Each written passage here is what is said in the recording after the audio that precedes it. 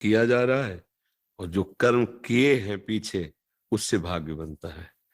जैसे हमारे गोदाम में बहुत वर्षों का अन्न रखा हो, तो जो उससे आज पिसवा करके आटा बनाकर जो पा रहे हैं, उसे वर्तमान में जो शरीर बना है वो भाग्य लेके आया, उन्हीं कर्मों का फल। शुभ और अशुभ दो प्रकार के कर्म, पाप और पुण्य, दो प्रकार के फल, सुख और दुख, ये पहले से लिख चुका है। इसे भाग्य कहते हैं। और कर्म, अब जो हम कर रहे हैं, तो कर्म से कर्म मिटाए नहीं जा सकते।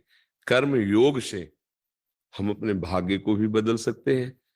और नवीन कर्म जब भगवान को समर्पित हो जाता है, तो भगवत प्राप्ति कराने में समर्थ हो जाता है, परम शांति परम सुख प्रदान करने में। तो कर्म कहते हैं जो अभी हम कर रहे हैं। कर्म दो प्रकार के होते हैं, एक विधि एक निषेध। निषेध माने जिनको नहीं करना चाहिए, और एक जो करना चाहिए, जो पाप कर्म होते हैं, जो पुण्य कर्म होते हैं वो। और जो भाग्य होता है, इन दो पीछे जन्मों में जो हमने किए, उससे भाग्य का निर्माण होता है इस जन्म का। अब वो उसको भोगना पड़ेगा इस शरीर में। इस शरीर का, ये आपको 18 वर्ष में, 20 वर्ष में, 25वें में, 23 में, वो सब लिखा हुआ है।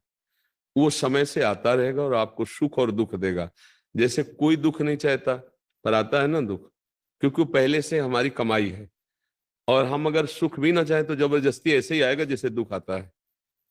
अब हमको ऐसे कर्म करने हैं जिससे हमारा पूरा का पूरा गोदाम भस्म हो पाप पुण्य का। और जो प्रारब्ध भोग है, इसके लिए मुझे क्षमता मिले कि मैं सह जाऊं। और जो आगे के कर्म हैं वो ऐसे निर्विकार हो कि मुझे बांध ना पावे, दुख ना दे पावे। उसी के लिए अध्यात्म है, उसी के लिए भगवत चर्चा होती है। अगर हम प्रत्येक कर्म धर्म शास्त्र युक्त करें और भगवान को अर्पित कर दें और नाम जप करते रहें, सब ठीक हो जाएगा। तो कर्म और भाग्य का मतलब समझे? हाँ, भाग्य का जो पूर्व कर्मों का परिणाम केवल एक शरीर के लिए रचा गया है, वो अवश्य में भोक्तव्यम, भोगना पड़ेगा।